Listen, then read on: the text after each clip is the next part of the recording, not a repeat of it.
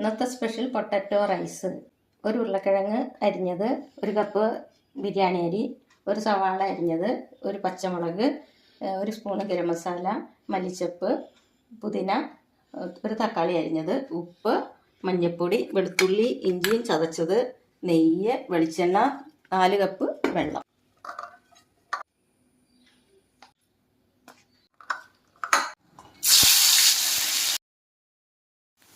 സവാള വഴറ്റുക.